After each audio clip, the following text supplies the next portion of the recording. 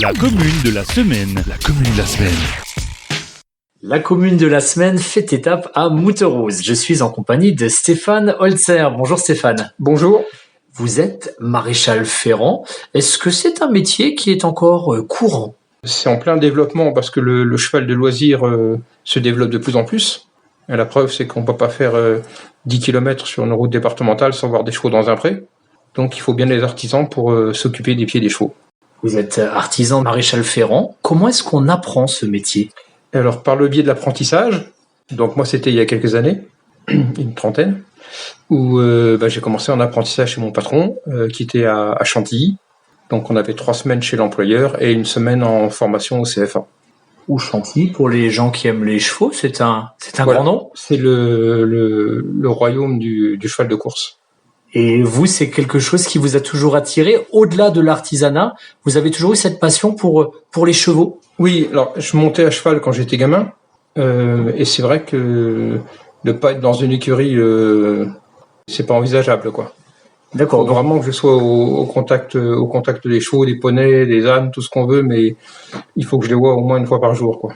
Un maréchal ferrant, pour vous, c'est quoi ? Est-ce que c'est un artisan, une espèce de docteur ? Parfois, c'est comment vous qualifierez votre métier ? Alors mon patron avait une phrase en disant maréchal ferrant, c'est pas un métier, c'est un état. Et c'est vrai que on développe une sensibilité envers l'animal. C'est pas comme si j'étais à l'usine en train de fabriquer des pneus, quoi. Je suis au contact d'un animal vivant et je fais ce qu'il faut et de mon mieux pour que le cheval soit le plus confortable possible quand il se déplace. Comment ça se passe concrètement ? Parce qu'on entend parfois parler de parage, de ferrage. On a une vague idée de ce que c'est, mais quelles sont les étapes ? Quel est vraiment le concret de votre métier ? Alors il y a le ferrage, c'est pas quelque chose d'obligatoire. Il y a des chevaux qui se portent très bien sans fer. On met des fers pour 2 raisons. La première, c'est pour empêcher l'usure du sabot quand le cheval travaille sur un sol qui est un peu abrasif. Donc si on fait beaucoup de routes, beaucoup de choses comme ça, ou même dans une carrière en sable, c'est un peu abrasif, donc il faut protéger l'ongle, le sabot en fait de l'usure. Ou on fait les chevaux pour des raisons pathologiques. Pour un cheval qui a un souci, une maladie, un accident quelconque, on peut par le biais du cheval, par le biais du fer, par le biais de l'orthopédie, améliorer un peu les choses. Un peu comme la semelle orthopédique, si quelqu'un avait un petit souci de pied ? Tout à fait. On a les mêmes, les chevaux ont les mêmes, les mêmes soucis que les sportifs humains.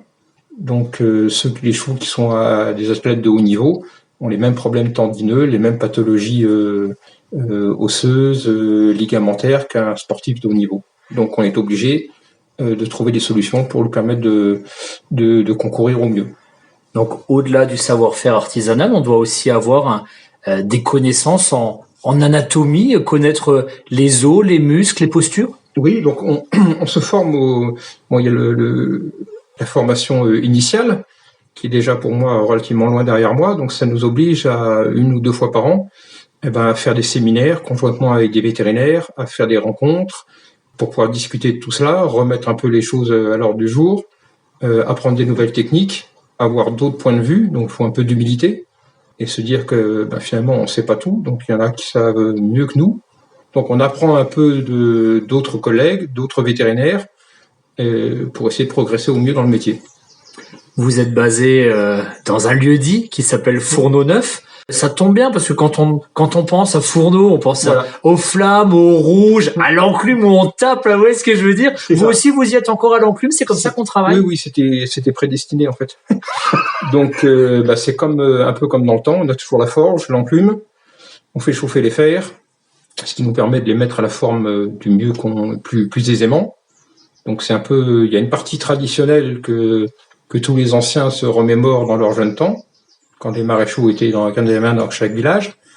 Et puis en même temps, on a des techniques plus modernes, plus récentes, avec des résines, des colles, des choses comme ça, des matériaux composites. Donc on a un pied dans le passé et puis un autre dans l'avenir. Est-ce que vous êtes fier de perpétuer ce savoir-faire ancestral, cette tradition ? Oui, mais je suis encore plus fier de dire que on se projette vers l'avant. En fait, on n'est pas passéiste. En fait, on est on est toujours à l'affût de nouvelles techniques, de nouvelles choses qui nous permettent de travailler au mieux pour le confort du cheval. Et votre motivation principale, c'est ce bien-être animal ou c'est ce plaisir à travailler avec la matière, à la mettre à sa forme? Non, c'est plus axé sur le cheval. Le meilleur contentement que j'ai en fin de journée, c'est de voir que les chevaux sont plus confortables, se déplacent mieux une fois que je suis repassé, quoi.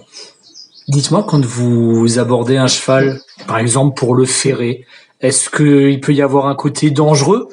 Peut-être comme un béotien, est-ce qu'on peut avoir des ruades, des choses comme ça? Il y a des précautions à prendre, comment ça se passe? Oui, alors au fur et à mesure du temps, on arrive à développer un certain feeling, donc il faut que le cheval ait confiance quand j'arrive, c'est-à-dire que quand j'ouvre la porte du box, il faut que le cheval il comprenne dans les quelques secondes que je suis là pour son bien-être et pas pour lui faire du mal.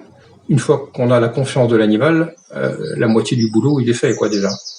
Et j'imagine qu'il faut aussi avoir la confiance du propriétaire. Ça c'est plus compliqué. Avec les chevaux, le contact est plus facile.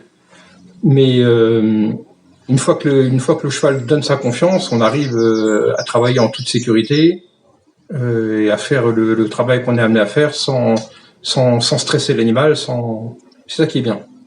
En plus, j'imagine, comme vous vous déplacez, il n'y a pas de routine. Chaque animal est différent, du poney au grand cheval, en passant par.